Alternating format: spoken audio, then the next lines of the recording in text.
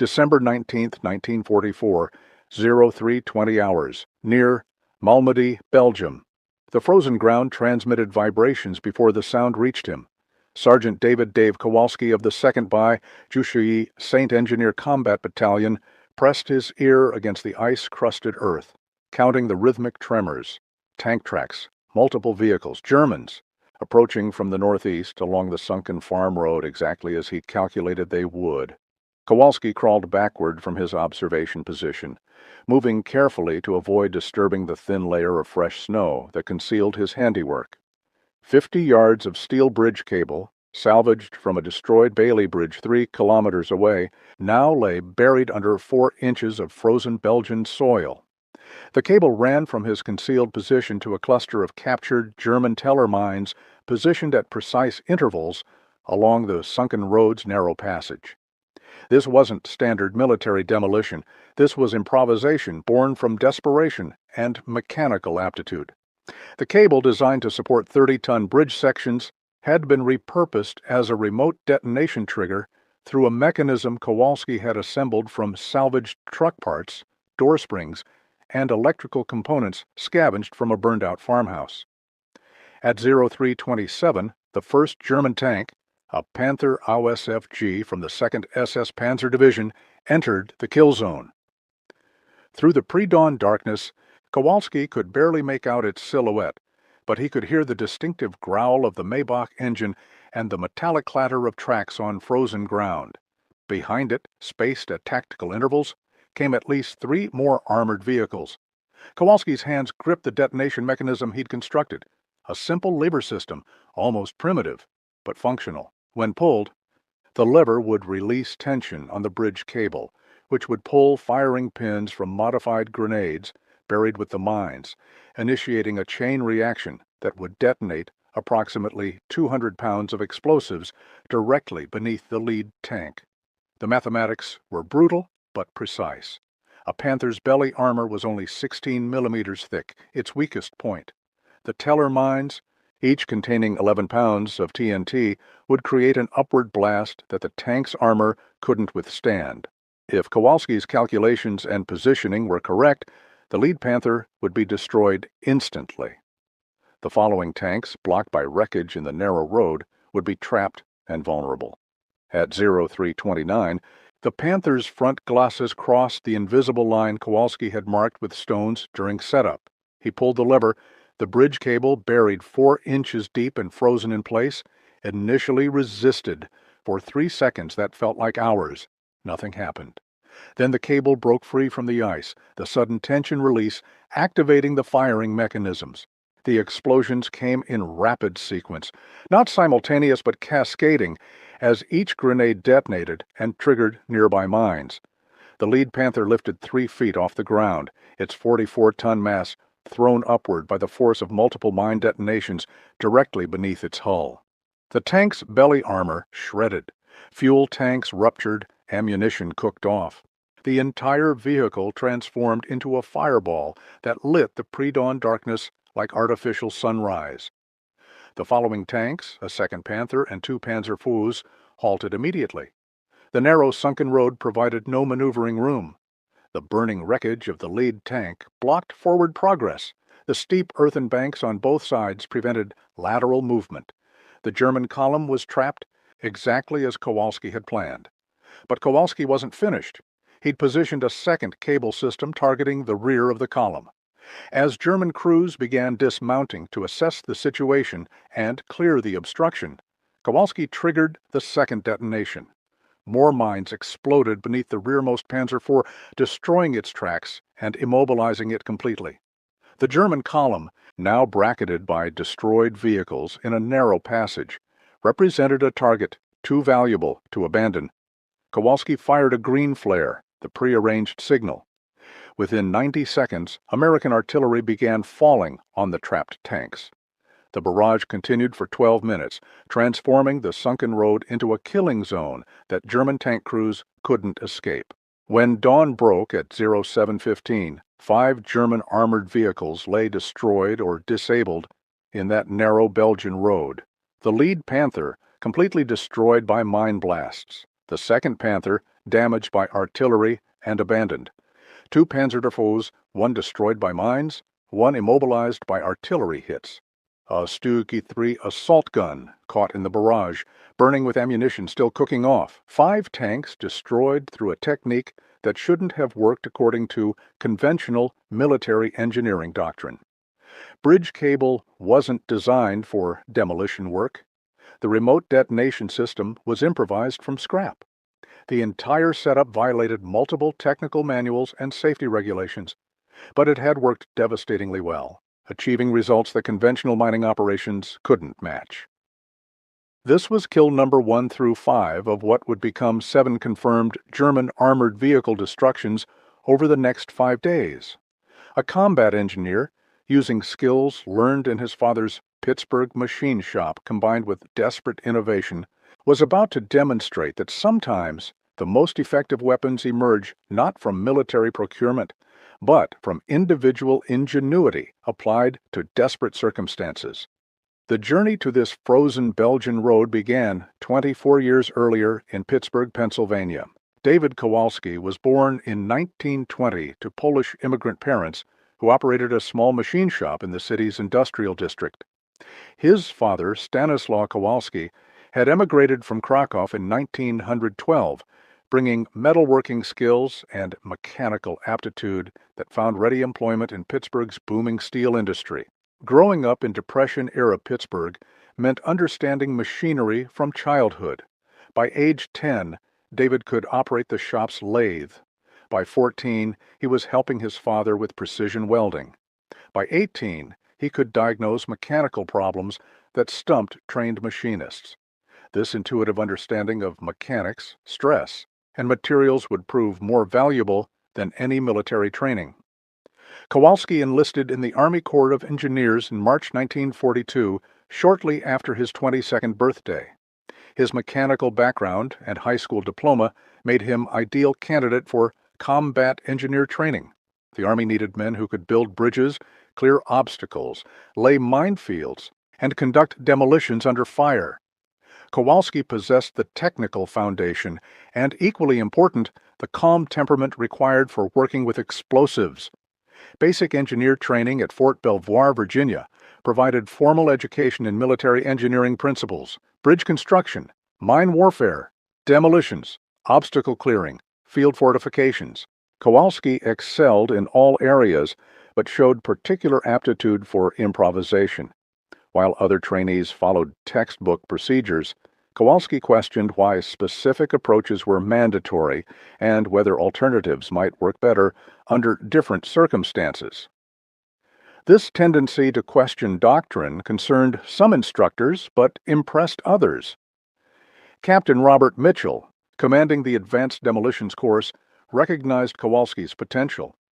In a March 1943 evaluation, Mitchell wrote, "Private Kowalski demonstrates exceptional mechanical aptitude and creative problem-solving ability.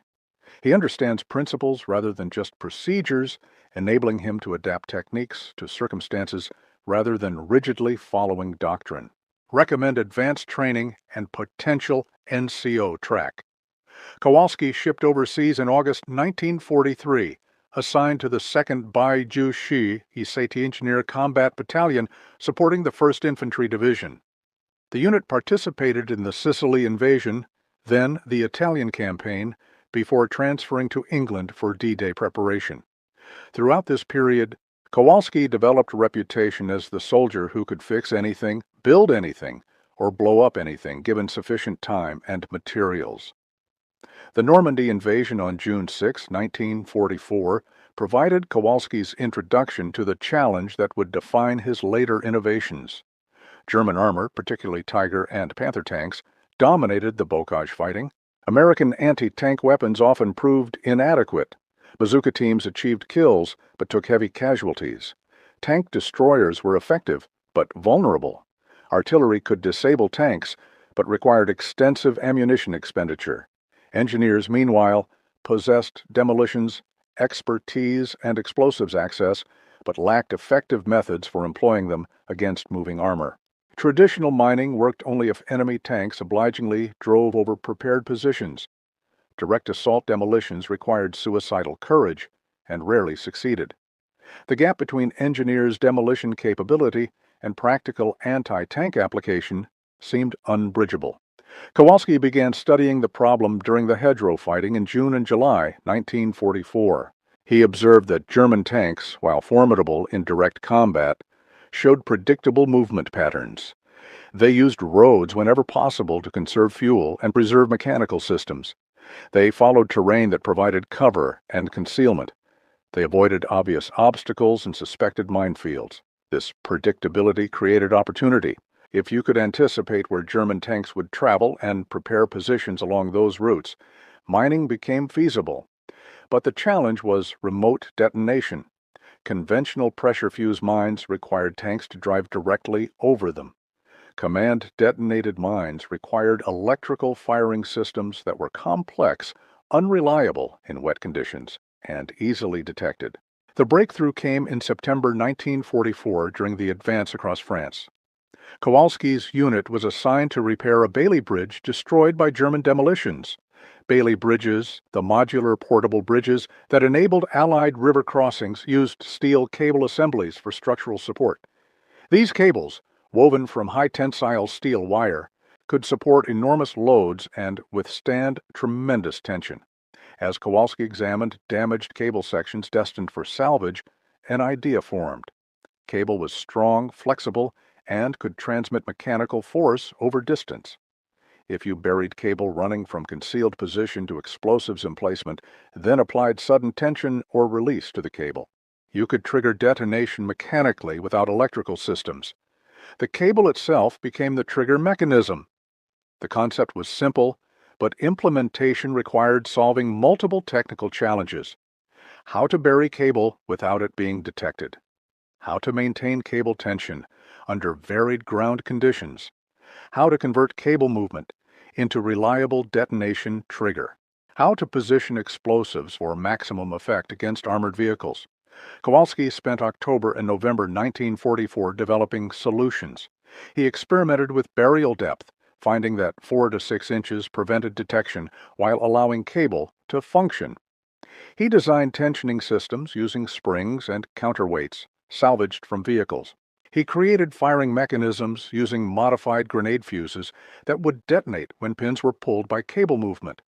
Most critically, he studied German tank tactics to identify predictable routes. Sunken roads, common in Belgium and France, forced vehicles into narrow passages where maneuver was impossible. Defiles between hills created natural choke points. Bridge approaches concentrated traffic onto predictable paths. These locations became ideal for cable-detonated ambushes. By December 1944, Kowalski had refined his technique, but lacked opportunity to employ it.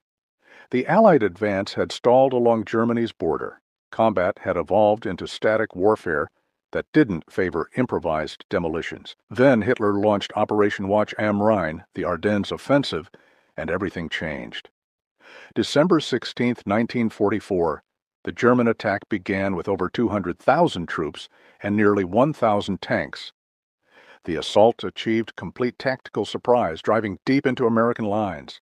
The 2nd Beijesche EST Engineer Combat Battalion found itself in the path of the 2nd SS Panzer Division's advance toward Malmedy and ultimately the Meuse River. Engineers designed to support advancing troops suddenly faced defensive combat against armor they weren't equipped to fight. But the desperate circumstances created exactly the conditions where Kowalski's cable technique could work. German tanks were advancing along predictable routes. Time existed to prepare positions. Materials were available. Permission to try unconventional methods was implicit, given the crisis. On December 18th, Kowalski requested authorization from his company commander, Captain James Sullivan, to implement experimental anti-tank demolitions along German approach routes. Sullivan, facing impossible tactical situation with inadequate resources, approved immediately. Use whatever you can salvage. Stop those tanks by any means necessary. You've got 48 hours before they overrun our position. Kowalski and 4 volunteers, Corporal Mike Chen, Private First Class Tommy O'Brien, Private Joe Martinez, and Private Bill Henderson, began preparations immediately. They salvaged 120 yards of bridge cable from a destroyed span. They gathered 60 teller mines from battalion stocks and captured German supplies. They collected grenades, wire, tools, and various mechanical components. Working through December 18th night, the team prepared 2 ambush positions along routes intelligence indicated German armor would likely use. The first position, the sunken road where the December 19th engagement would occur, required 18 hours of continuous work. They buried cable, positioned mines at calculated intervals, constructed firing mechanisms, and camouflaged everything beneath fresh snow.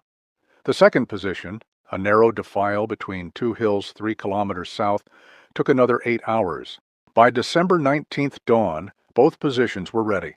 The team withdrew to concealed observation posts and waited for German tanks to enter their carefully prepared kill zones. The December 19th engagement, described in the opening, exceeded Kowalski's expectations. 5 German armored vehicles destroyed in a single action. The technique's effectiveness was undeniable, but Kowalski recognized that German forces would adapt. The destroyed column would be reported. Route security would increase. Future cable-detonated ambushes would be harder to prepare and execute. The December 19th after-action report filed by Captain Sullivan documented unprecedented results. Sergeant Kowalski employed innovative cable-actuated demolitions to destroy 5 enemy armored vehicles in single engagement. Technique utilized salvaged bridge cable as mechanical trigger for mine detonations, avoiding electrical firing systems limitations. Results suggest significant potential for engineer anti-tank operations. Recommend immediate documentation and potential wider implementation. But there was no time for systematic documentation. The German offensive continued. More armor was advancing. Kowalski's team had 72 hours of materials and energy remaining for additional operations. They needed to maximize impact before exhaustion or enemy adaptation ended their effectiveness. December 20th began with reconnaissance for new positions. Kowalski identified a bridge approach where German armor would concentrate to cross a small river. The bridge itself was damaged but repairable, and intelligence indicated German engineers were preparing to restore it for tank passage. If Kowalski could position cable-detonated mines near the bridge, approaching tanks would be channeled directly into the kill zone. Working through December 20th afternoon and evening, the team prepared the bridge ambush. They positioned 20 teller mines along both approaches, connected by 40 yards of buried cable to a concealed firing position on a hillside 300 yards distant. The cable ran underground, invisible under snow, connecting to a firing mechanism Kowalski had improved based on December 19th lessons learned. December 21st, 0540 hours, brought the expected German armor. A column of 3 Panzerwertfuß from the 9th SS Panzer Division approached the bridge, advancing cautiously due to obvious ambush potential. German infantry screened the armor, searching for mines and obstacles. But they were looking for electrical wires, not buried mechanical cable that transmitted no detectable signature. At 0612, the lead Panzer IV reached the bridge approach. Kowalski waited for the second tank to enter the kill zone, maximizing casualties. At 0617, with 2 tanks fully committed to the narrow approach and the third following, Kowalski triggered the detonation. The bridge approach erupted. Multiple teller mines detonated beneath and beside the lead 2 panzers. The lead tank's tracks were destroyed, immobilizing it instantly. The second tank took direct hit beneath its hull, penetrating armor and igniting ammunition. The resulting explosion was catastrophic, the turret separating from the hull and flying 30 feet before crashing down. The 3rd Panzer IV, seeing the destruction ahead, attempted to reverse, but the narrow approach and following vehicles prevented rapid withdrawal. American artillery pre-registered on the position and waiting for Kowalski's signal flare began falling within 90 seconds. The 3rd tank, caught between mines ahead and artillery behind, was disabled by near mesas that destroyed its tracks. By 0700 hours, 3 more German tanks were destroyed or disabled. Total count, 8 armored vehicles destroyed in 2 engagements using Kowalski's cable technique, but the team had exhausted most of their mine supplies. Remaining materials would permit perhaps 1 or 2 more operations before they'd need resupply that wasn't coming, given the chaotic tactical situation. If you're fascinated by the tactical innovations and engineering ingenuity that turned desperate situations into Allied victories during World War II, make sure to subscribe to our channel and hit the notification bell. We bring you the untold stories of soldiers who achieved extraordinary results through creativity under pressure. Don't miss our upcoming videos on the improvised weapons and tactics that changed history. December 21st afternoon brought critical decision point. Continue offensive operations with limited materials or preserve remaining resources for potential defensive use. Kowalski argued for one final ambush. The German offensive was beginning to stall. American reinforcements were arriving. One more successful engagement might contribute to tipping point where German advance collapsed. Captain Sullivan approved final operation but imposed conditions. Limited to materials on hand, no resupply available. Maximum 48 hours preparation time. Withdrawal plan mandatory, given likely German counteraction. Success metrics focused on maximum destruction rather than personal survival. These grim conditions reflected battlefield reality. The Ardennes fighting had devolved into desperate close-quarters combat. Engineers were functioning as infantry. Casualties were mounting. Kowalski's team was exhausted, having worked nearly continuously for 72 hours. But the opportunity to inflict additional damage on German armor justified the risk. December 22nd and 23rd were spent preparing the final ambush. Kowalski selected a location where German retreat routes from the failed offensive would channel withdrawing armor. Intelligence indicated German forces were beginning fallback movements as American counterattacks intensified. Withdrawing tanks, potentially damaged or low on fuel, would be vulnerable. The position was a narrow valley with steep sides, essentially a natural funnel. Kowalski's team positioned their remaining mines, approximately 30 teller mines and various improvised explosives, along the valley floor. 2 cable systems were installed, one targeting the valley entrance, one targeting the exit, allowing bracketing of any column that entered. December 24th, 0900 hours, brought a withdrawing German column. Mixed armor, including a Tiger I, 2 Panthers, and several lighter vehicles. The column was moving rapidly, suggesting fuel concerns or tactical urgency. German infantry security was minimal, indicating desperation or exhaustion. Kowalski waited until the entire column entered the valley before triggering the entrance cable. Mines detonated beneath the lead vehicles, destroying a Stug 3 and damaging a Panzer IV. Before the column could react, Kowalski triggered the exit cable, destroying a half-track and immobilizing a Panther. The German column was trapped. The Tiger IV, the most dangerous vehicle, attempted to clear the obstacles through main gunfire and attempted to push wrecked vehicles aside, but the narrow valley prevented maneuvering. American artillery, again pre-registered and waiting, began systematic bombardment. The artillery barrage lasted 40 minutes, expending over 200 rounds.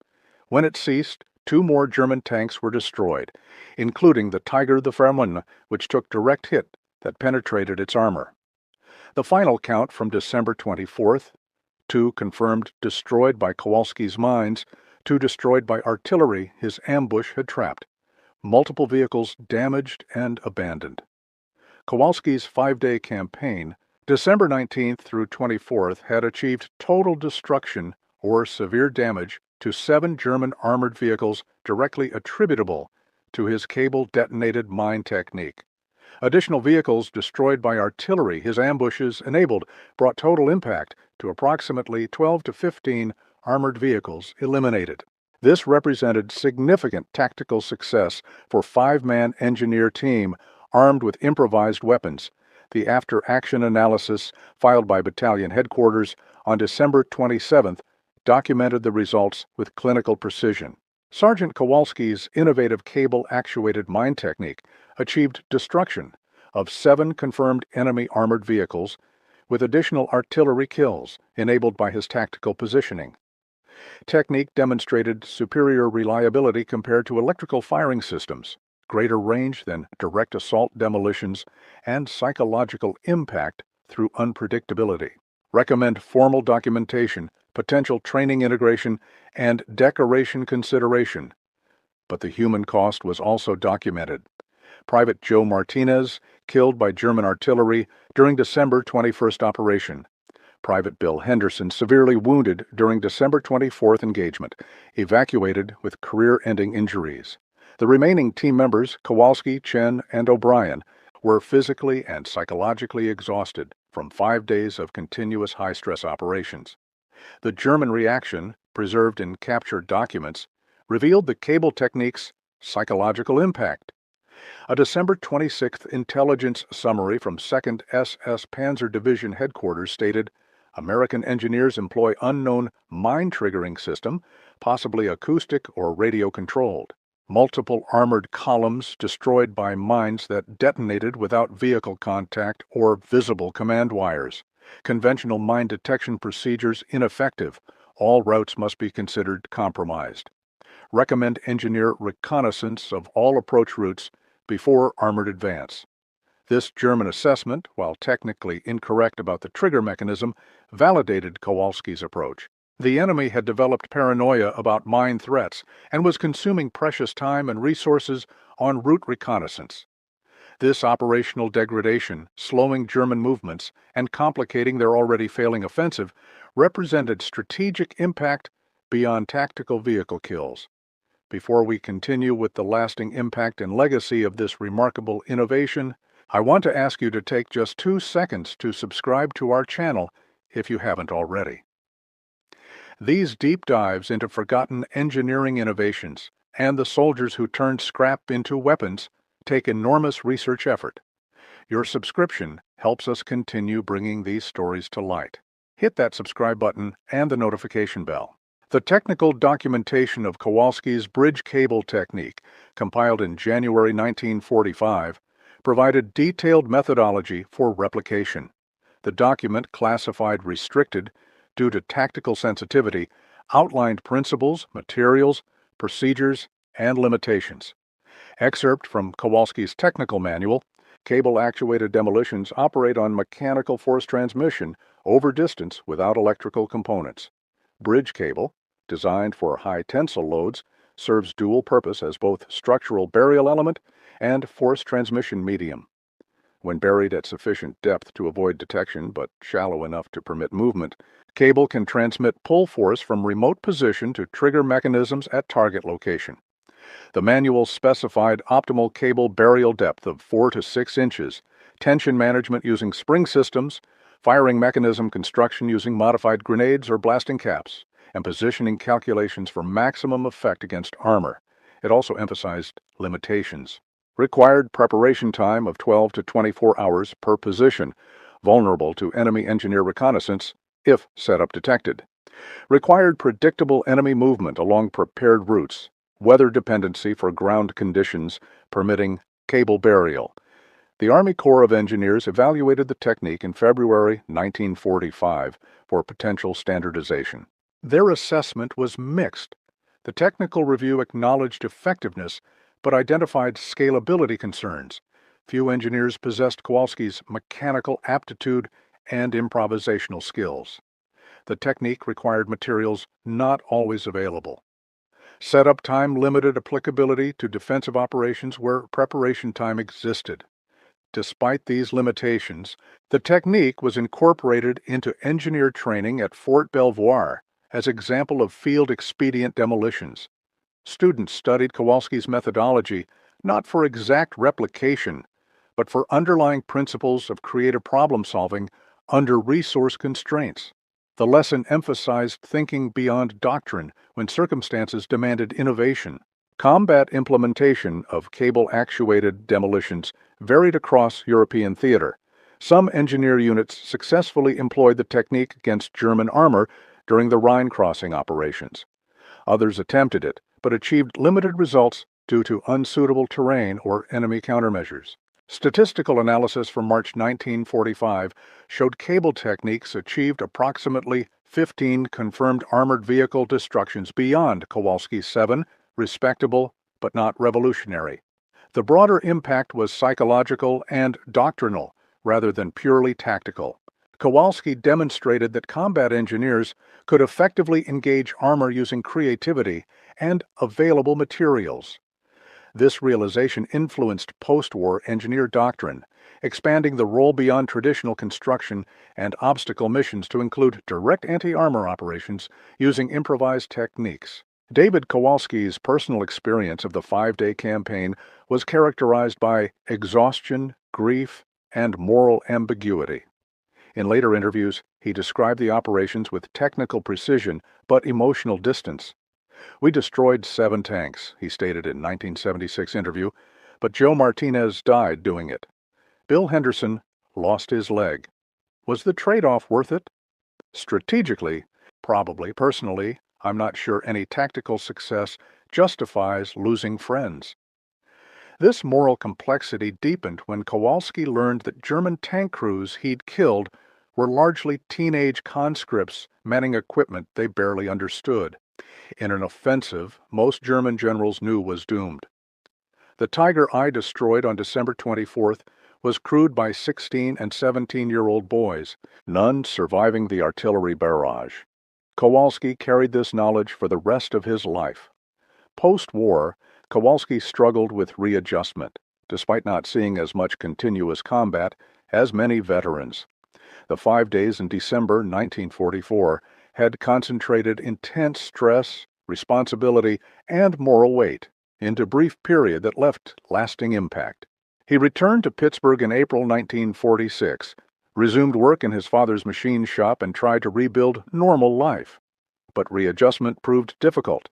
Kowalski experienced nightmares about cable tensions failing, mines not detonating, or detonating prematurely and killing his team. He startled at sudden sounds. He avoided discussing war experience, even with family. The technical achievement of the cable technique brought no pride, only memory of Joe Martinez's death and Bill Henderson's screams as medics worked on his shattered leg. In 1949, Kowalski enrolled in engineering program at Carnegie Tech, now Carnegie Mellon University, using GI Bill benefits. The structured academic environment provided focus that civilian work lacked.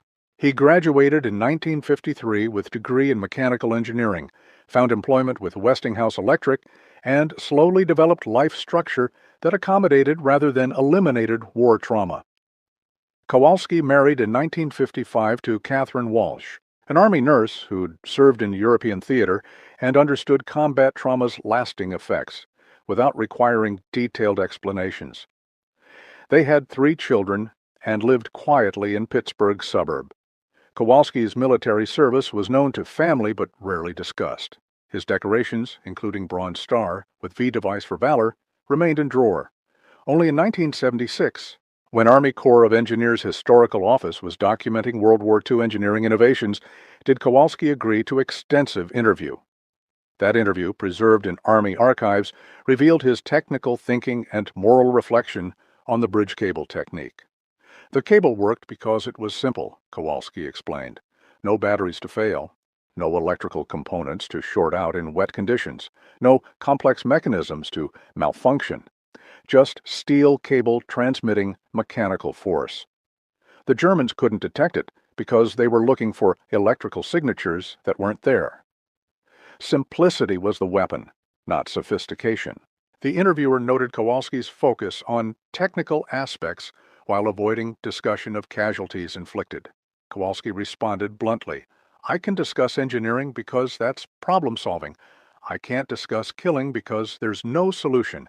7 tanks destroyed means approximately 28 to 35 German tankers killed.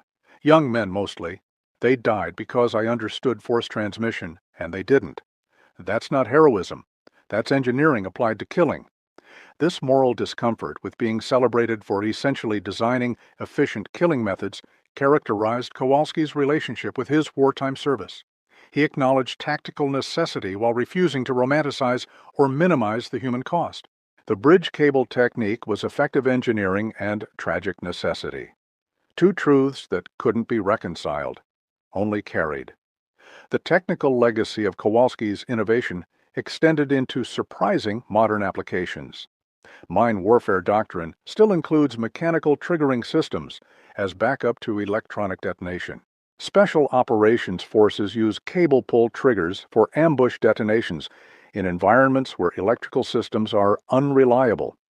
The principle of simple mechanical force transmission remains relevant where sophisticated electronics are vulnerable or unavailable. The Marine Corps Mountain Warfare Training Center teaches expedient demolitions, including cable-actuated triggers, as part of their curriculum. Students learn Kowalski's technique not for exact replication, but as example of adapting materials to tactical requirements. The lesson emphasizes that engineering ingenuity can substitute for missing equipment when principles are understood rather than just procedures memorized. Modern analysis of Kowalski's December 1944 operations emphasizes several factors beyond the cable technique itself. First, his mechanical aptitude enabled innovation that procedurally trained engineers couldn't achieve.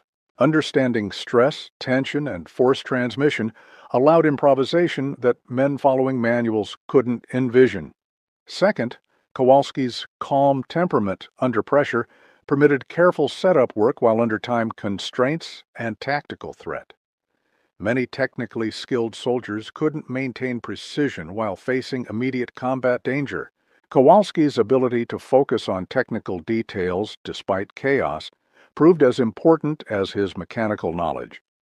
Third, team cohesion multiplied individual capability. Kowalski couldn't have prepared the ambush positions alone. Chen, O'Brien, Martinez, and Henderson contributed skills and labor that made complex operations possible. Their trust in Kowalski's unconventional approach enabled effectiveness that skeptical team would have undermined. Fourth, tactical intelligence and terrain analysis determined success. The cable technique only worked because Kowalski correctly predicted where German armor would travel and prepared positions accordingly. Technical capability without tactical understanding would have wasted materials and effort. David Kowalski died in 2004 at age 84 in Pittsburgh. His obituary mentioned his Army service and Bronze Star, but focused on his 40-year engineering career at Westinghouse and his family's 4 children and 9 grandchildren. Local veterans organization provided military funeral honors. The rifle salute echoed across cemetery as his grandchildren, who knew him only as gentle grandfather, learned he'd been warrior. Among Kowalski's papers, family found detailed technical drawings of cable-actuated firing mechanisms, created from memory in 1990s for historical preservation. These drawings, donated to Army Corps of Engineers Museum, reveal sophistication that written descriptions couldn't capture. The precision of force calculations, the redundancy built into trigger mechanisms, the attention to failure analysis all demonstrate engineering mindset applied rigorously to tactical problems. Also preserved were letters Kowalski wrote but never sent to the families of German tank crews he'd killed. The letters, discovered after his death, expressed regret while acknowledging necessity. "I killed your son, husband, father because war demanded it," one letter stated. "He was doing his duty. I was doing mine. Our duties conflicted, and mine succeeded. This doesn't make me right or him wrong. It makes us both victims of circumstances larger than individual choices. I'm sorry he died. I'm sorry I lived. I carry both truths." These unsent letters reveal psychological burden that many effective combat soldiers carry.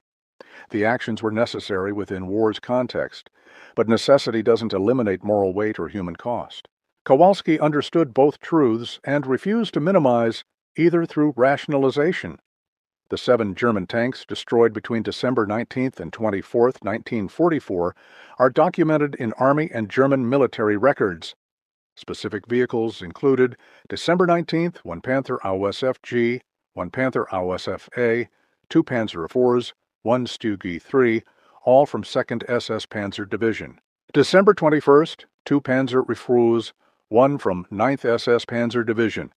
December 24th, 1 Tiger Raw Heavy Tank, 1 Panther AOSFG, both from units conducting fighting withdrawal from the failed Ardennes offensive. Modern historical research, cross-referencing American and German records, confirms these destructions, though exact attribution between mine kills and artillery kills remains debated. What's undisputed is that Kowalski's cable-triggered ambushes created the tactical conditions that led to all 7 confirmed destructions.